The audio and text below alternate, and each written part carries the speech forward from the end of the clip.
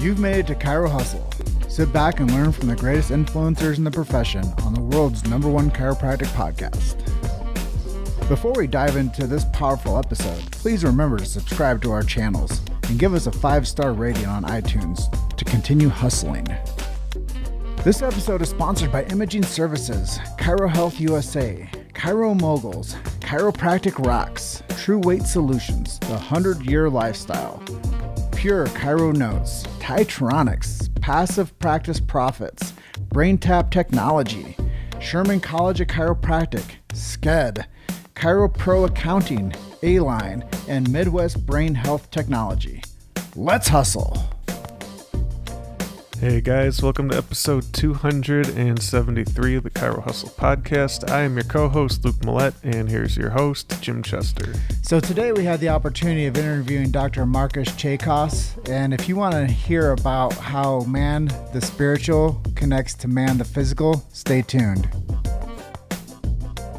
Welcome to another episode of the Chiro Hustle podcast. Today we have Marcus Chacos coming in from the beautiful country of Australia, and it's one of those things where we get a chance to feature people from international presence, and chiropractic is a global profession, and we're really pleased to have you on today for episode 273. That's amazing. Jim, Luke, thank you so much. Super excited to be here. Yeah, bringing you on and featuring you as our show today, you have a wealth of knowledge. You've authored some books. You've been working in the profession for over 2 decades. You've held some symposiums and some huge chiropractic gatherings, and you're very much into philanthropy and giving back, which I think is one of those things that, being an anchor of philanthropy is one of those things that a lot of people can learn from. So I'm excited to talk to you more about that. But as we lead into all of our Chiro Hustle podcast interviews, we're really curious about you, the practitioner, because your friends, your colleagues, your practice members, the chiropractic world at large will hear this. So maybe there's a lot of people out there like Luke and I weren't familiar with your story. Maybe you can just share with people what your chiropractic story is and what got you into the chiropractic profession. Look, I think it's like many chiropractors have these miracle stories that they experienced chiropractic themselves and they went down the pathway that this has changed my life. I'm not one of those stories. As an origin point, I had to unfold chiropractic more. I was a bit of a lost lamb. In fact, I was suspended more times than people turned up to school. So I had no idea what I was going to do. I was in a world of trouble. In fact, it's a really unusual perspective for people who knew me at school to meet me now and say, you can't actually be the same person. And chiropractic did change my life, but it changed my life as an after effect rather than a precursor. So I was at school, in trouble, suspended, getting into fights. I was a mess. And my girlfriend at the time decided that she was going to do chiropractic. She had chiropractic her whole life. She was brought up on homeopathy and nutrition medicine, went to a Steiner school and knew and understood the principles of the chiropractic lifestyle. And so I didn't know what to do. She enrolled, so I enrolled, followed her, but she decided to take a gap year and travel the world. And so I was left all on my own, a little bit lost, and moved from Canberra, my home, to Sydney. I'd never really had any opportunity to have an expansive life at that point in time, and I rocked up into a massive city from a country lifestyle, and I was shocked. But on 7 p.m. Tuesday night in the first week, Dr. John Kelly, who was the Dean of the Sydney College of Chiropractic, probably the most preeminent philosophical lecturer in Australia, he said something profound that I did not have a clue at all what he meant. I didn't understand it, but I was changed. He said that there is a universal intelligence in all matter that gives of itself and properties, thus maintaining itself in existence. Now, I know what that means now, and I know so many chiropractors know and understand what that means, but when he says that to a 17-year-old kid who was just a troublemaker, I didn't have a clue, but I felt different. And my life moved in the direction of loving chiropractic. And from that moment, I fell in love with chiropractic. I knew that I was going to be a chiropractor. I wanted to do chiropractic. And from that point, I've never looked back, wanting to grow, learn, develop, expand, and realize the truth of chiropractic and share that within my practice, to my patients, within the community, and now also within the profession. Well, Dr. Marcus, my story is quite similar. How I came in to fall in love with chiropractic is I was a hard-headed 30-year-old, and I had been through the school of hard knocks with a journalistic degree, and I was tending bar at a piano bar, serving up martinis. And I went and did a small project for Palmer College, and I met this guy named Fred Schofield. And it was like a lightning bolt hit me that day. And he told me what universal intelligence was and what innate intelligence was. And he told me these philosophies of above, down, inside out. And I'm telling you, it was like a lightning bolt hit me. And I refound like truth. And I did some soul searching. I was like, well, what am I going to dedicate my time and interest to? And it just happened to turn up that chiropractic was the one thing I believed in 100%. And a lot of people are like, well, Jim, why didn't you become a chiropractor? Well, because there's, 60,000 chiropractors that need somebody with my skill sets to support them. And, as I went through it, I think that what you experienced was very much like a John DeMartini story. He was this vagabond kid that was surfing, and all of a sudden he got the big idea. And, I think that could be very much a similarity for you as, you're a vagabond kid that got the big idea. And now here you are 2 decades later, writing books and, really supporting the profession that you're a part of now. Yeah, absolutely. And John Kelly, and I know a lot of chiropractors have said it, he said, get the big idea and all else follows. And I still remember those conversations. Well, what is the big idea and what else will follow? And the truth is, when you do get the big idea and no one can tell you necessarily what that is, nor what will follow, but it does.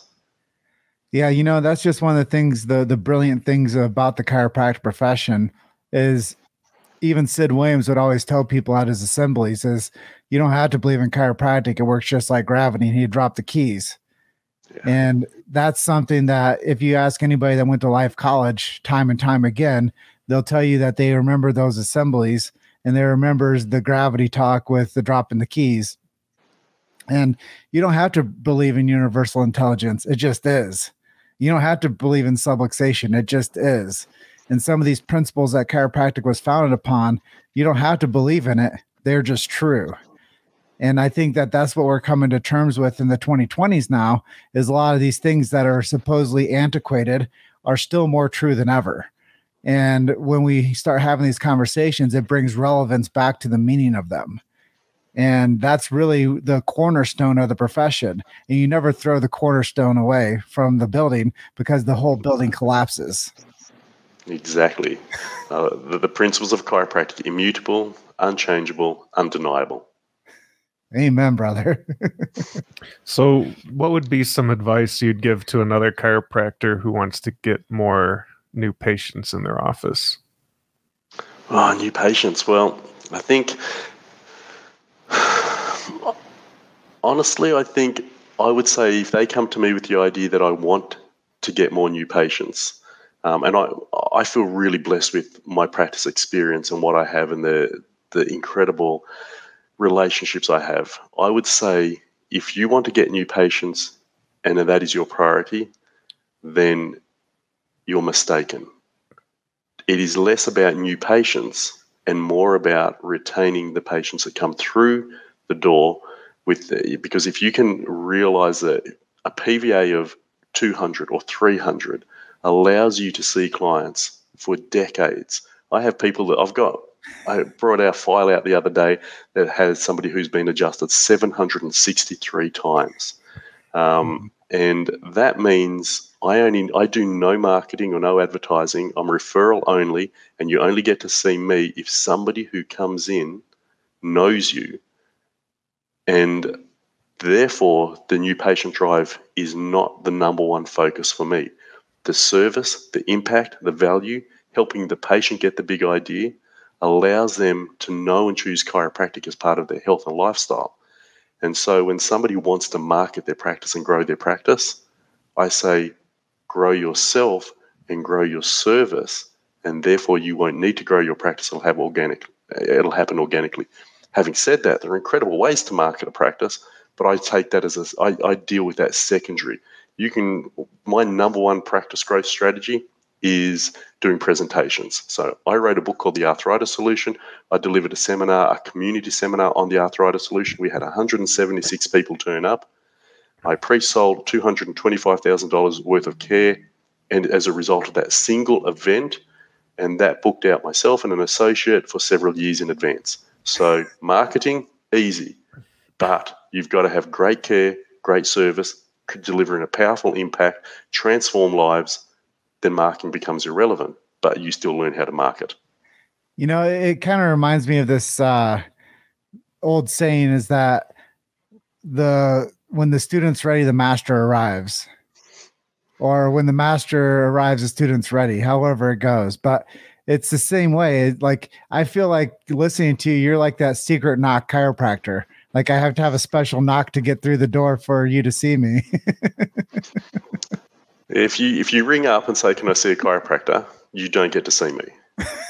You can see my associate, but to get that's the knock at reception. Reception know that if somebody calls up, they can see my associate. But if they ring up and say, "I would like to see Marcus, Mary has sent me in," then they will book an appointment. Well, I feel like I'll never get to see you. There's always an opportunity to expand the system to allow unique opportunities to unfold. So what are some things that you and your family are doing for your own health? For our own health, I have an amazing ritual practice. I'm going to disappear from camera because I wasn't expecting this question, but I want to show the audience this. So don't run away. I'm going to be 2 seconds. Sure. All right. So here is my rituals card. And this is this year. It's all the same. So what I do is I wake up in the morning, do my meditation. I do a prayer reading. I have a dragon in my backyard. So my wife bought me it's a fire pit, and it's designed into the shape of a dragon. So when you light a fire in it, there's a fire breathing dragon in the backyard. And so I walk around that in a walking meditation. I make sure I do exercise every day. I do a yogic practice. I'll do some self-healing act, whether it will be an adjustment or a massage or something like that. I've got a gratitude journal. And then I ask the question, what would you have me do today? How can I serve? And so on a daily basis, I'm galvanizing my heart, mind, spirit, and body in a way to infuse me with the type of life force and energy that allows me to serve at the highest level, deliver care at the highest level. And, I do those with my family. When I do the exercise, I'm in the garage. We have a gym set up there with my children. I have a Samoyed dog that we go for runs with and then we go for bushwalks with my wife. So there's exercise in there. There's family and community time in there. So I have ritualized peak energy and performance to ensure that I can serve at the highest level.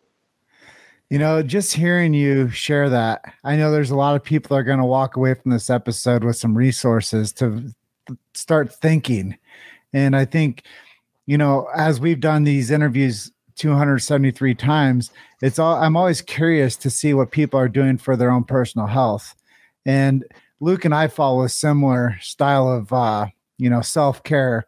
And we meditate, we do affirmations, we do prayers, we do journaling. We eat something green every day, drink something green. We do something physical, some type of physical fitness. Could be 25 push-ups to, a 4-mile hike.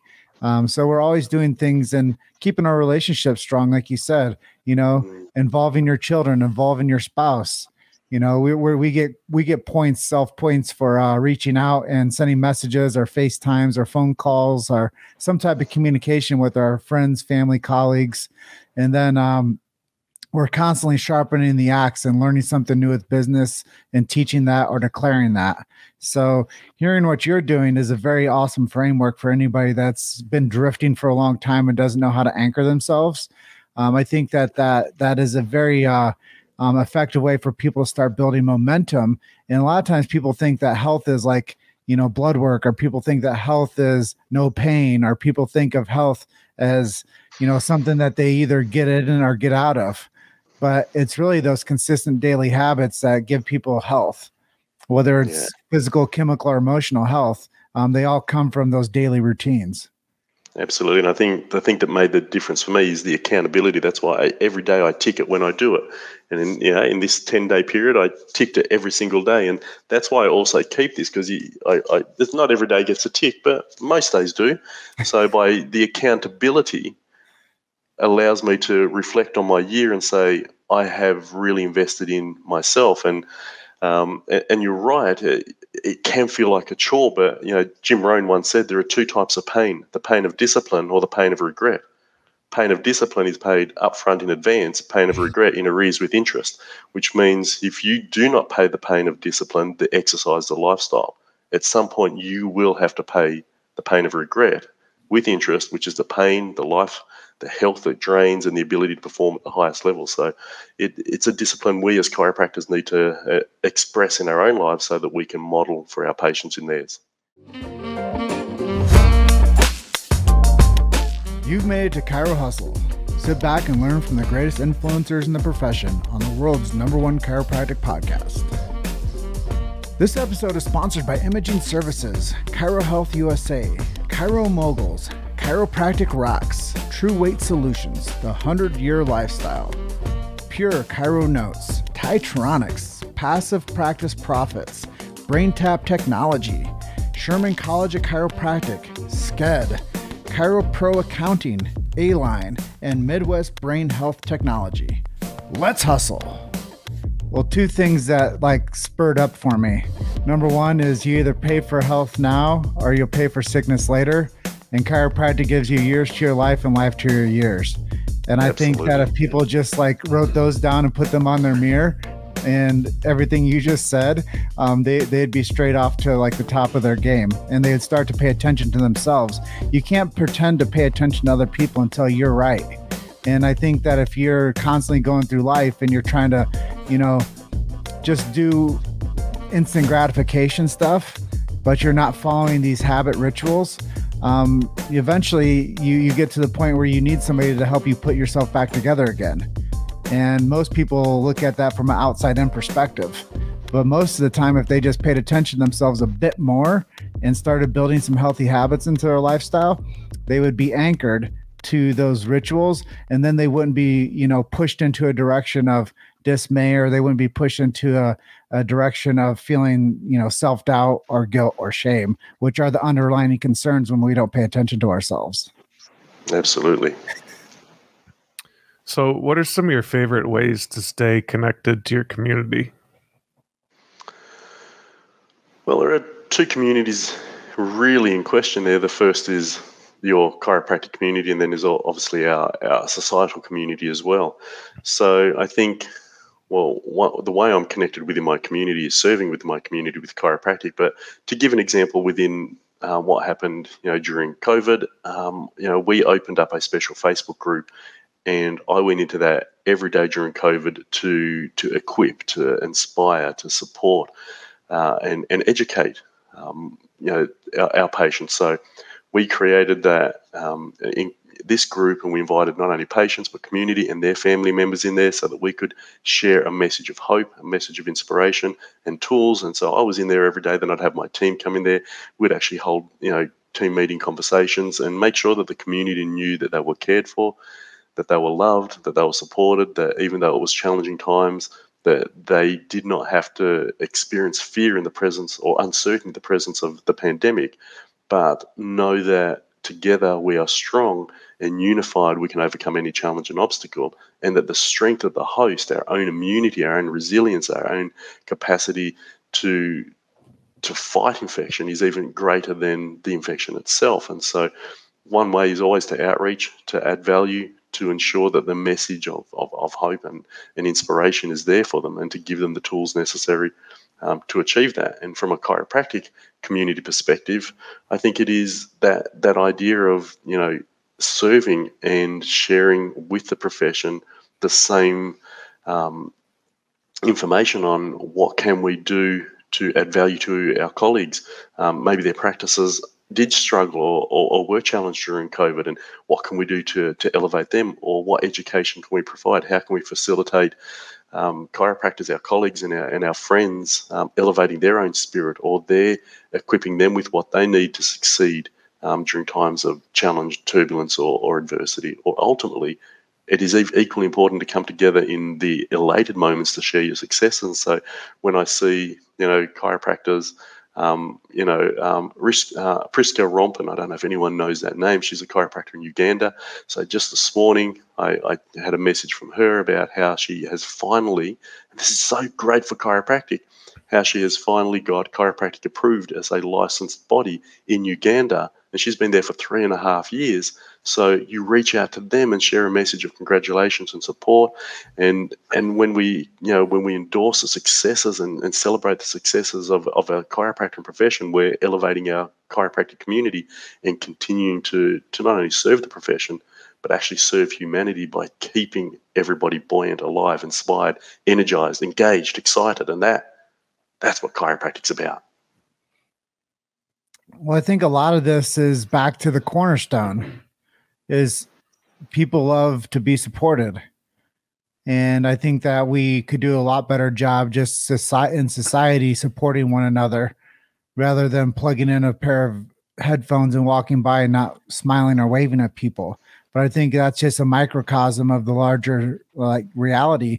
Is even in the profession of give, love, and serve, sometimes we lack that support within the ecosystem of the profession. And I think that if people just listen to what you just said and reiterate that to themselves and started to listen a little bit more about what matters, number one, my mom always told me it doesn't cost you a nickel to be nice to somebody.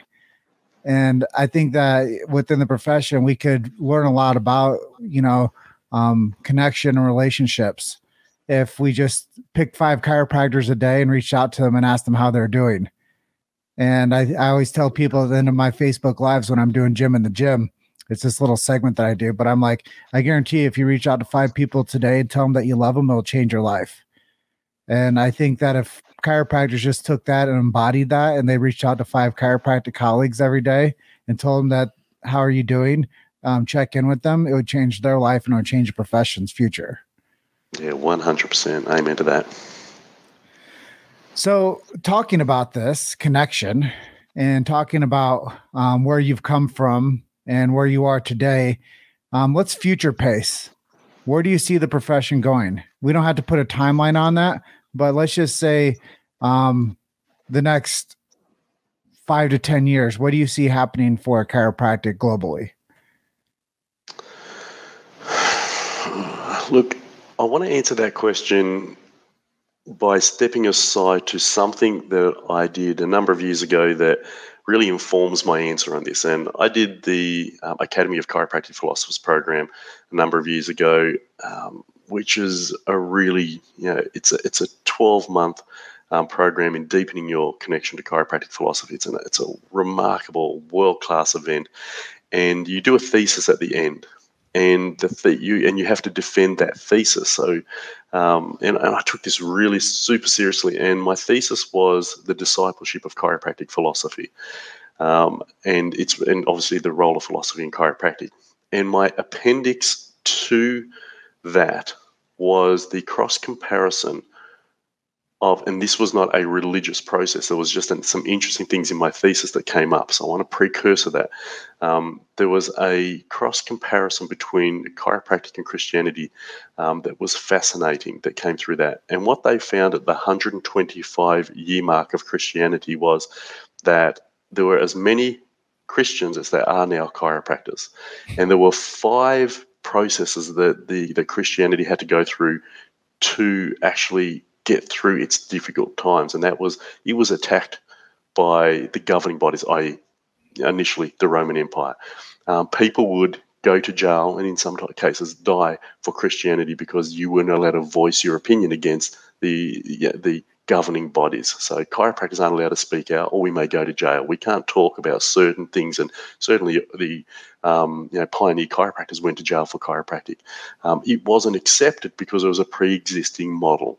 And so there was all of these similarities between Christianity, and there was this amazing trajectory of the number of chiropractors, the number of Christians that were happening. And again, this is not suggesting for one moment that chiropractic is a religious framework, and it's not intending to do that. But when I looked at all of the pillars that Christianity faced and that chiropractic faced and said they're identical, and the actual number of chiropractors, number of Christians, they actually mirror each other at the 125 year mark. I went and I looked at the trajectory of Christianity after that. I believe we are at a tipping point.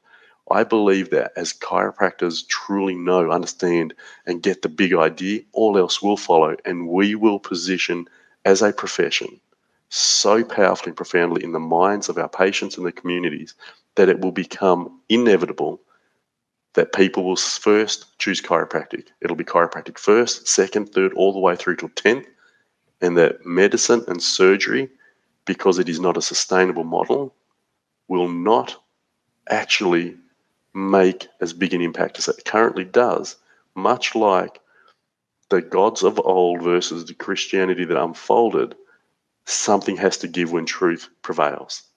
And I think that is what we stand for now in chiropractic. And I think the next 5 to 10 years, moving to the brain-based model of chiropractic care with philosophical integrity, the truth is so compelling, so irrefutable and undeniable that the next 5 to 10 years we are going to position powerfully, so much so that chiropractic will become people's first choice. And then it will explode to universal acceptance. That's my prediction. Well, based on our relevance of what we do as a journalistic front, I want to see more healthy people. And I want to see people less confused and in less fear.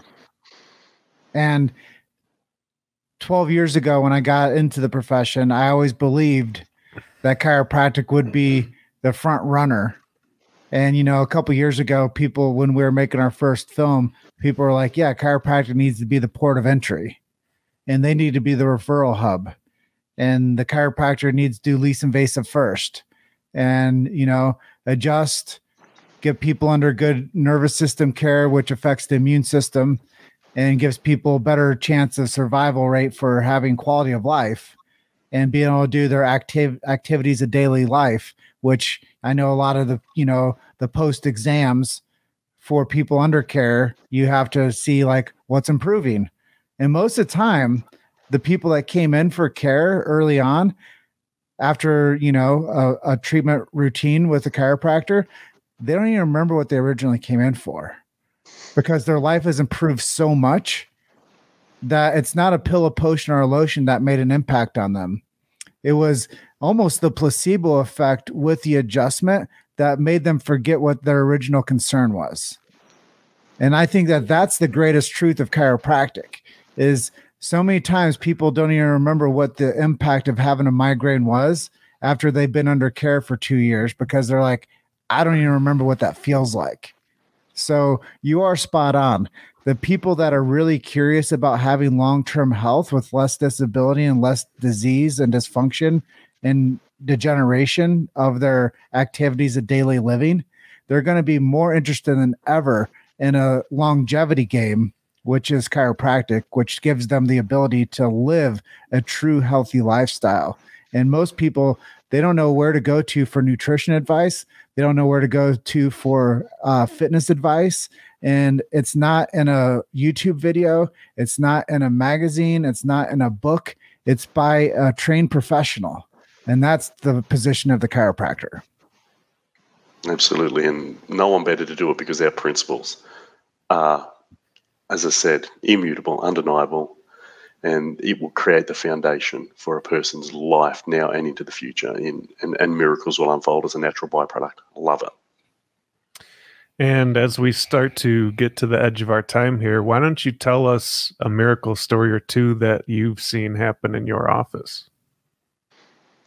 I think every chiropractor will have, you know, numerous miracle stories, but the one that stands out because I shared it just yesterday with a client. I have a painting on the wall. It's one of those really colourful, beautiful.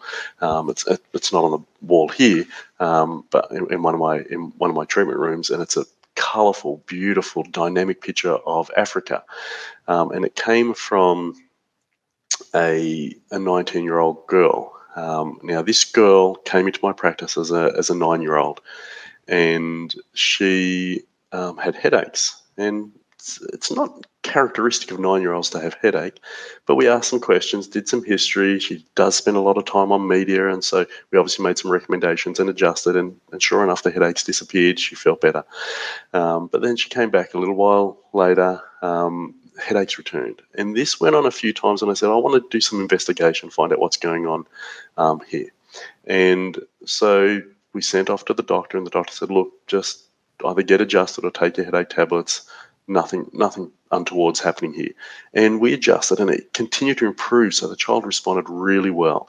And this went on for several weeks until I said, look, if the doctor's not going to do anything, can I send you to my doctor and get some further investigation? Because I really want to see what's going on at a deeper level. And so the family said yes, and they went off and got some further information. And as it turned out, took a couple of months to uncover this. The child had a rare autoimmune neurological disorder where the brain was actually being dissolved, self-dissolved to some degree. And there are only 4 cases in all of Australia, so that's how rare it is. And they all end in the child basically, unsustainable life leading to inevitable death. So this was pretty shocking and horrific. And the parents said, well, what can you do? And I said, we can adjust her. And let's look at factors like lifestyle and changing the amount of media that she's on and getting her out into nature and really eating high-power nutrient foods. And so we looked at supporting and serving her lifestyle. And we continued to adjust, and the doctors faded into the background because they said there's nothing can be done. That's, we can drug you, we can medicate you, but ultimately there's not much can be done. And so she's now 9, 10, 11, and by about 13 she starts having seizures with this, which is a normal part of this process. And the doctor said, well, we could cut part of the brain to stop the seizures, but we don't want to have to do that if we can avoid that. So we changed the care that we did a little bit. We incorporated a few additional chiropractic approaches, and then the seizures persisted but not debilitating. And then finally at 18 years of age, the seizures actually started to unfold. By the way, none of the other people in Australia who were in that group of people had actually lived past this age, but none of them had a chiropractic. So she's now 19 years of age, coming to 19. She has inevitably the surgery for the seizures because it's getting to the point of not able to function or perform. She would walk, have a seizure, fall down, hit her head. So obviously something needed to be done. So they book in for the surgery. The father's up at the hospital in Sydney, calls me up and says, the doctors don't understand what's happening. They've done a scan. Her brain has been absorbed to some degree by this disease and is clinically dead. But she walks and she talks, other than when she has seizures. She walks and she talks like a normal person. She's like, if you had seen her, you would think she's a normal person, other than when she'd have the seizures. So they said, we don't understand this. You can't have no signal coming from the brain and be expressing the signs of life. So they said, look, we don't know what to do. We're still going to go in and do this operation. There's some significant areas of the brain we're just going to cut. We don't know what to do. Your child will be a hemiplegic, meaning one side of her body will be completely paralyzed after this. So be prepared. So they've called me up and said, look, just pray, do what you can do. They do the surgery.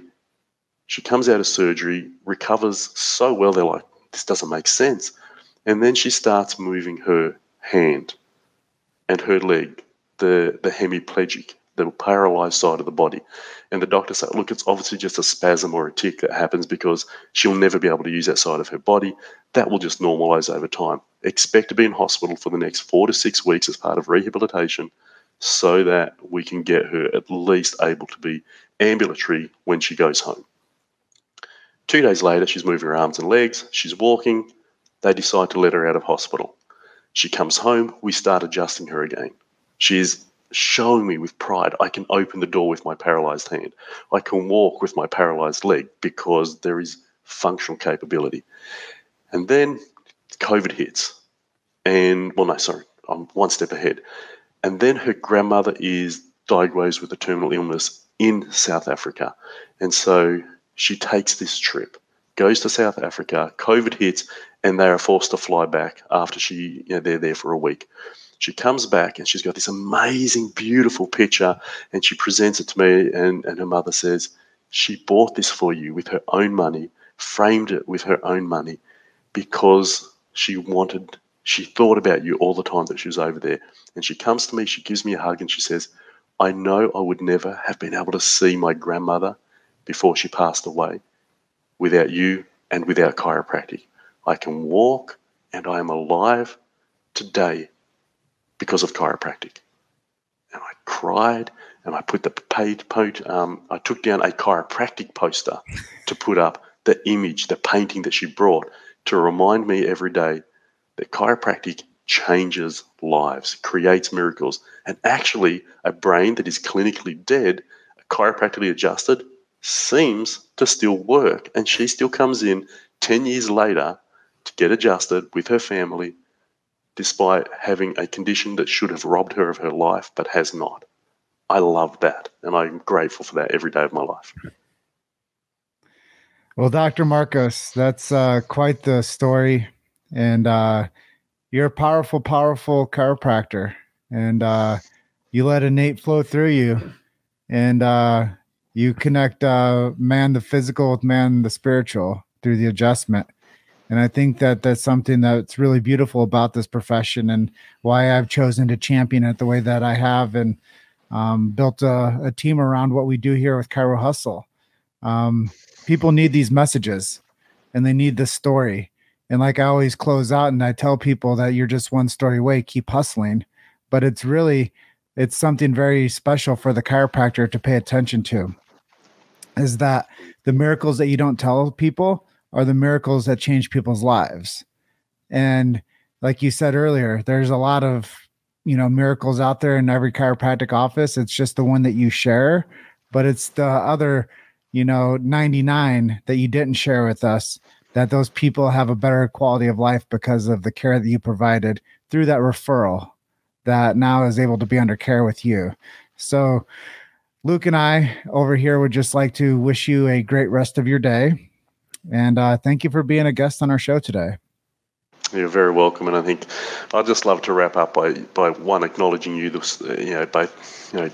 Both of you have served chiropractic so powerfully, and the chiropractors that listen to this, they grow, they learn, they expand. They don't just move into the ability to hustle in business. They actually move in the ability to take in information that adds value to their lives, to impact their ability to serve. So, I want to offer you guys honorary doctorship, because in that way you have awakened so many chiropractors to their potential, reminded them of the truth, and served humanity through that. So I love you guys, and I appreciate you and all that you have done.